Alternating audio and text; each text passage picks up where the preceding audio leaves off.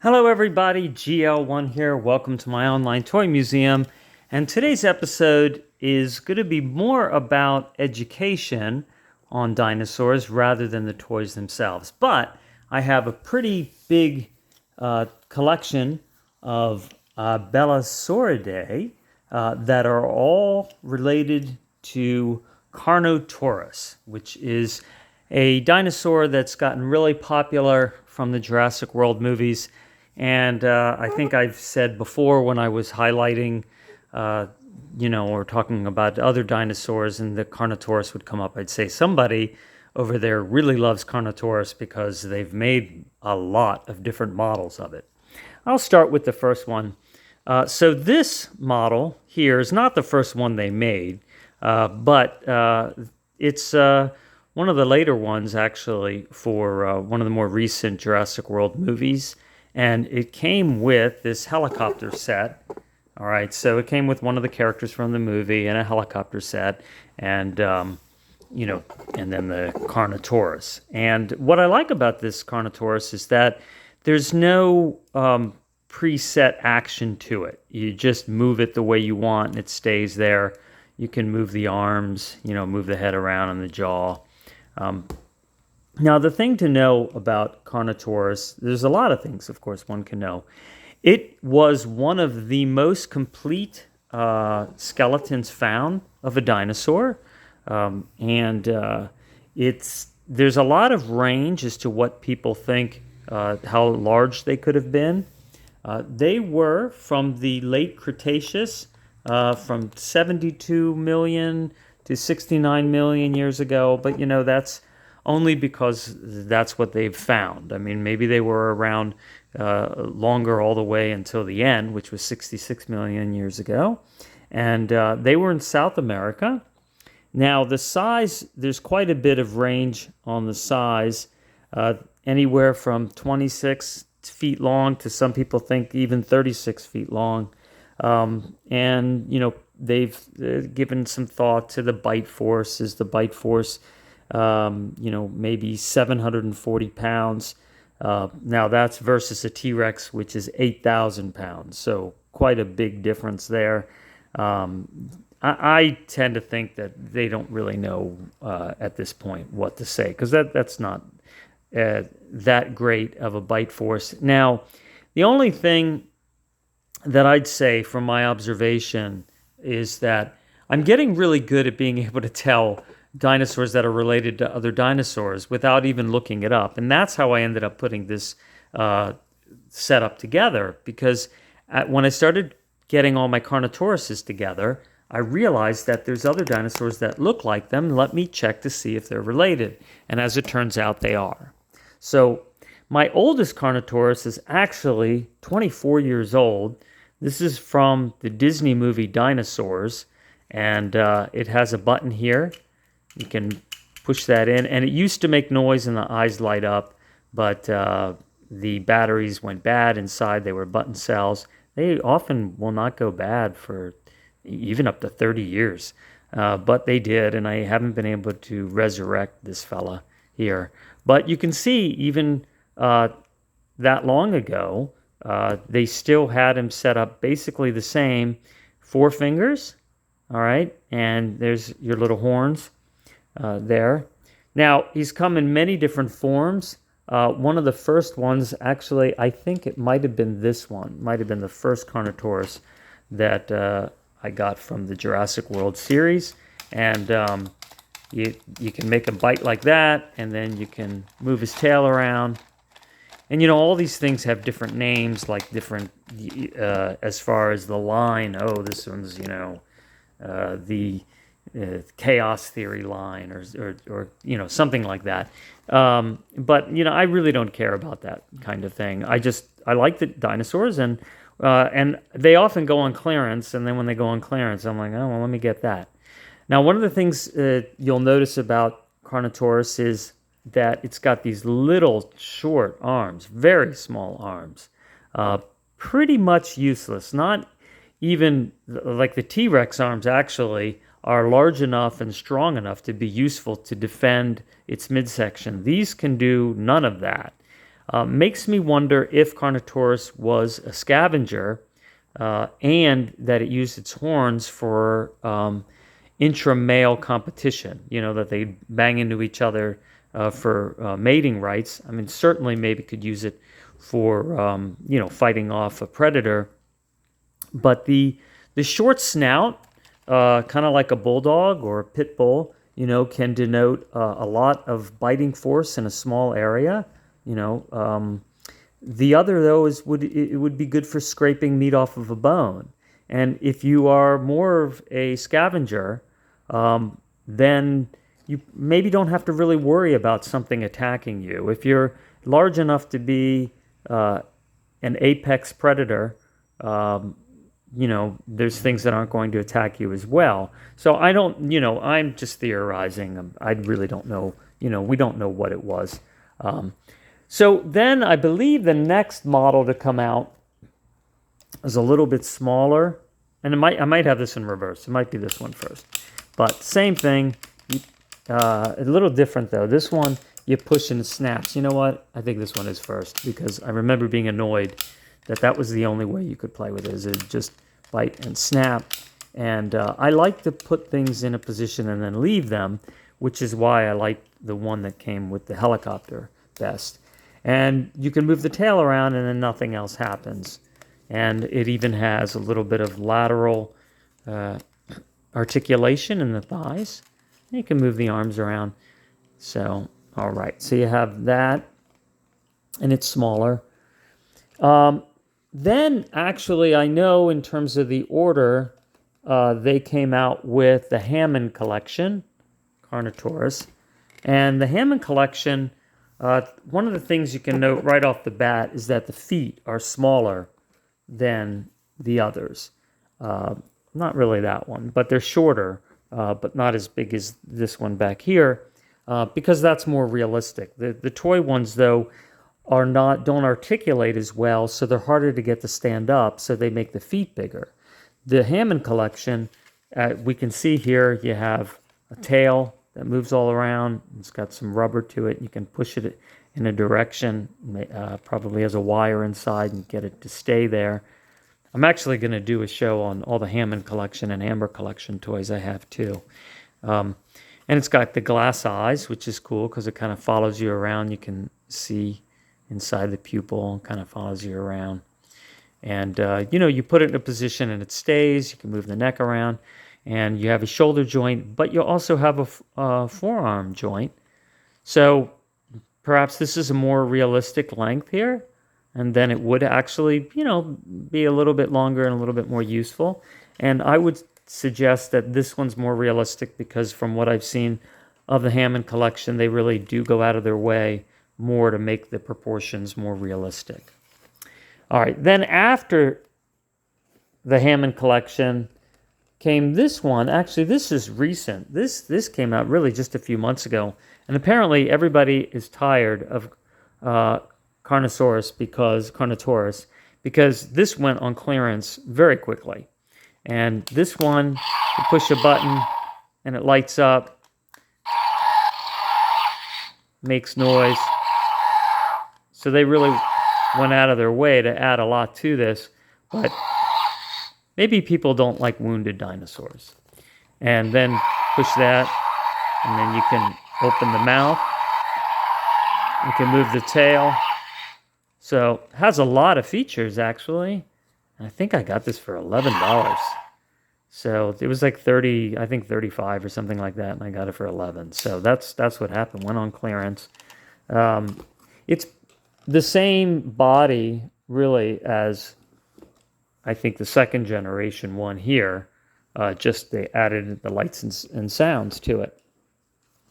All right. Well, I also have this kids Jurassic World Carnotaurus, and I like it. It's cute, and it has the glass eyes, and has a tongue in the middle. I think they should have put the tongue on the Hammond collection, just like they did on the T-Rex and the Giganotosaurus, where you can move the tongue up and down. This was $35, the Hammond collection, and that's not, a little. So I don't see why they didn't, I think that would have been something nice to do. This has good articulation. You can move the tail around and move the arms a little bit, and push the button and it bites. All right. And I even have, you might have seen this on a recent show, this is on the Hero mashups. So also, Carnotaurus made it there as well. Although this one only has 3 fingers, and actually, this one only has 3 fingers too. So let's see, the Hammond collection has 4. So yeah, 4 is going to be the more accurate. So all right, so we saw that. All right, so what's related? All right, well, we're going to go back over here. Now, there's a dinosaur on the chart. You start with Abylosauridae, all right? And then that's going to split up. To simplify things, it's going to split off into Rugops primus, all right?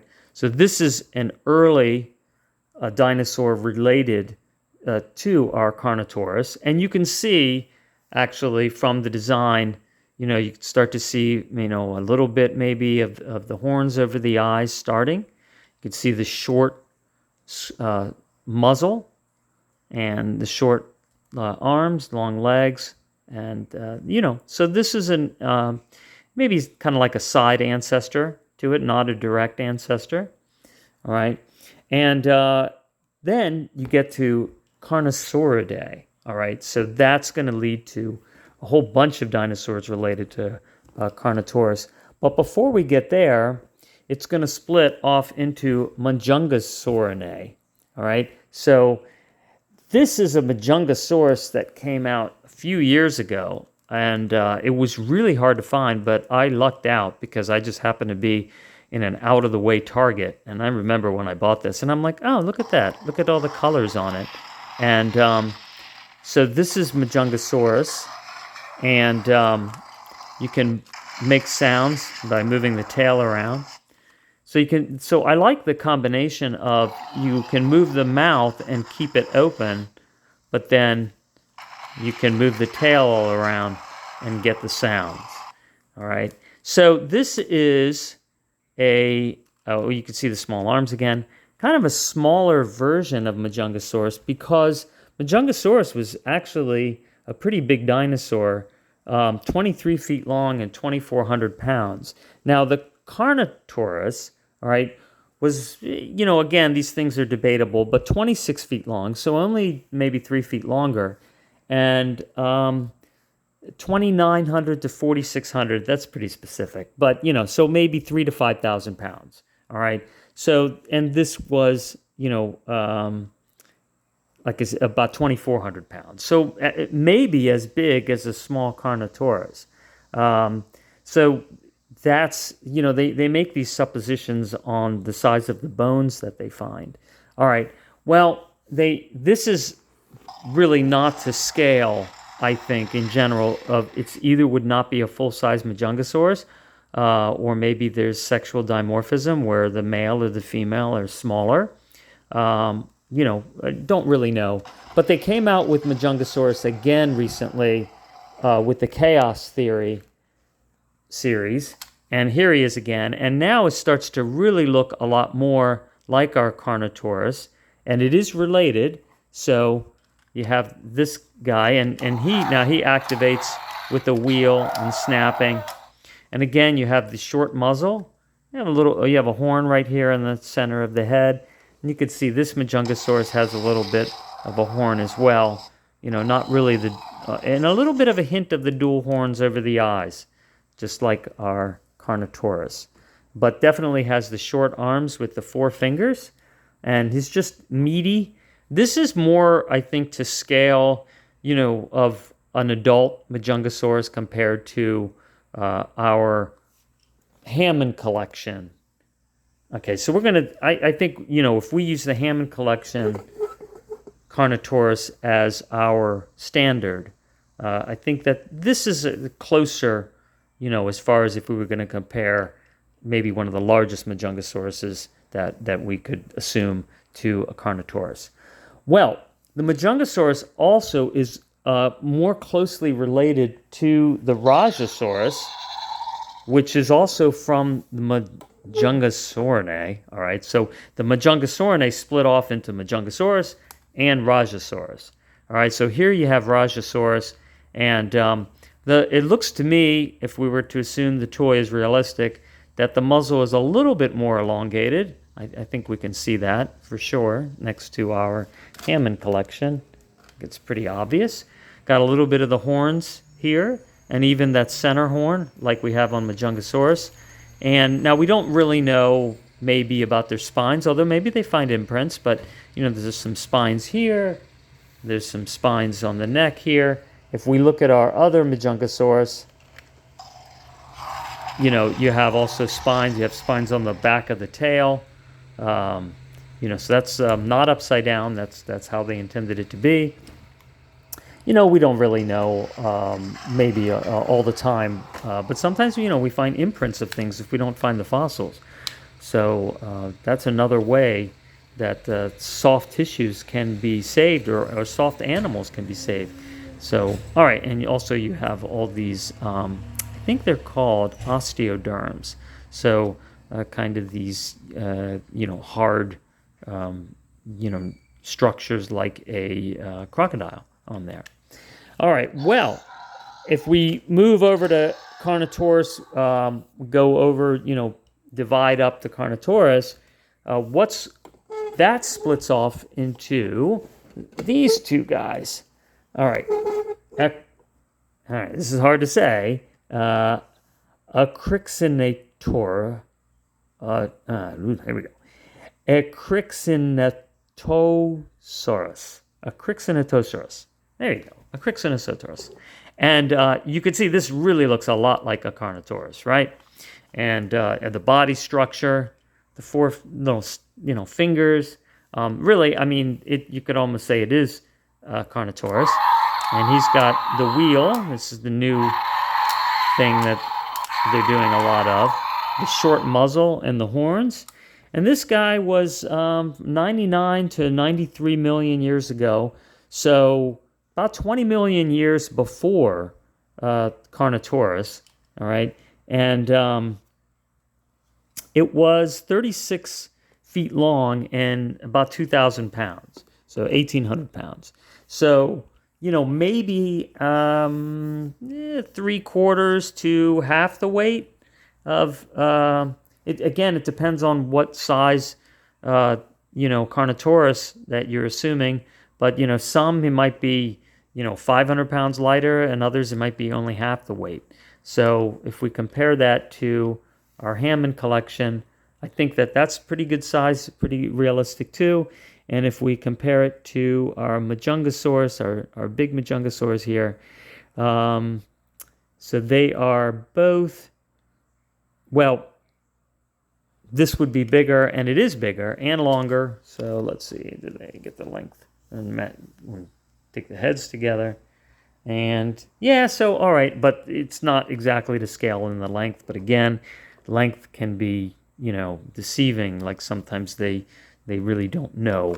They assume based on a bone and compare it to what they know of a similar dinosaur that they have found bones of, and then they will assume maybe the weight. The length there, and weight actually. This has some of the new softer teeth, so that's kind of neat if you like that. And there you go, and you can pull up. That's where you have your scan. For your software, if you have the software on your phone. Well, also related to this guy is the Skorpiovenator, which means scorpion hunter, and I don't think it was hunting scorpions. But, all right, we can look at him again, and we can see that this definitely has the short muzzle, maybe the shortest muzzle of all. Very, I think, cute. All right. And feature-wise, let's see, what does it do? I think this is, you push up, that's it. You push up on the legs, And that makes the head go down and make the noise. All right, and you got your short little arms. This one only has 3 fingers. All right, so there you go. All right, so Skorpiovenator was a nearly complete skeleton, so they have a really good idea of its structure, and it was actually around the same time as Ekrixinatosaurus, which is this gray fella here. I'm sure they were in different locations. This one was about 20 feet long, 2,000 pounds. So I think what they're trying to say is this one would be shorter than this guy, but thicker build. Now, if you compare the scale, then that really doesn't hold up. Thicker build, yes, but they also made it longer. So, I don't know where, maybe they take some artistic, what's that word? Where they just kind of like assume something and come out with it, make something up. Artistic license, that's what I meant to say. All right, but then again, maybe not, because sometimes it's just a matter of finding more of something, and then you find out, well, it could be this and that. And that, if you ever look in the literature, that happens all the time. And there's another one. I'm going way back. All right, so another specimen. All right, and this is goes back before the Carnotaurus.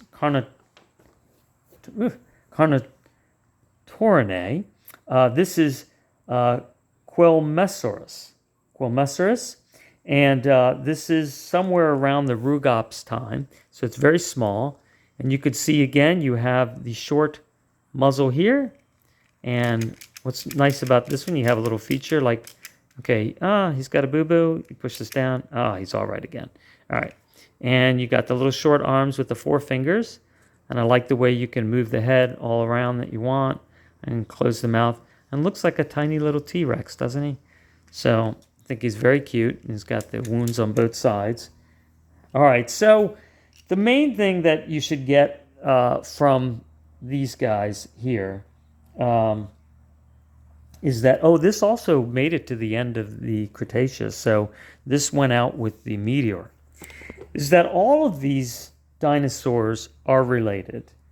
All of them were in pretty much the later part of the Cretaceous, from 99 million years to 66 million years. So spanning as much as a 30 million year span, which is a really long time. They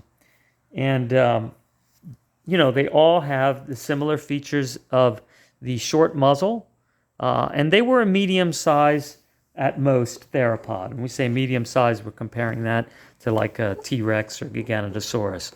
All right. So there you go. This is the entire collection that I have right now. And of course, they keep coming out with dinosaurs, and, we'll see how they fit in. Rajasaurus is named after the god Raj, and that was found in India. So kind of nice that they have their own large theropod. And I don't think I told you, Rajasaurus was actually really big. That's right. 22 to 36 feet long. Okay, let's say, so that means it could be, they assume, anywhere from 2,200 pounds to 6,600 pounds. So this dinosaur might have been 2,000 pounds bigger than Carnotaurus. So that's where, you got to wonder, like, well, why didn't they make this larger? And I think sometimes it's just somebody likes Carnotaurus, and they're willing to invest the resources in making a bigger scale of it, versus, maybe Rajasaurus, although they did make 3 different Rajasaurus, different colors. But the Mapusaurus, which came out recently, Mapusaurus, is as big as a Giganotosaurus, very close, which is, arguably bigger than a T-Rex. And the toy that they came out with is, like half the size of a Giganotosaurus. maybe, a little bit more than half. So, that's just sometimes what happens. They're like, well, we're not going to, we want to come out with it, but we'll just put out a smaller one. And that's okay, because maybe, they're in some areas, they might have been smaller, or they might have been younger, or they're, again, sexual dimorphism. Who knows? There could have been many reasons why they actually might have found smaller specimens. But anyway, thank you for watching. I hope you enjoyed that, and I will continue to seek out new dinosaurs and, put things together for you and try to create a big picture. Thanks for watching, and take care.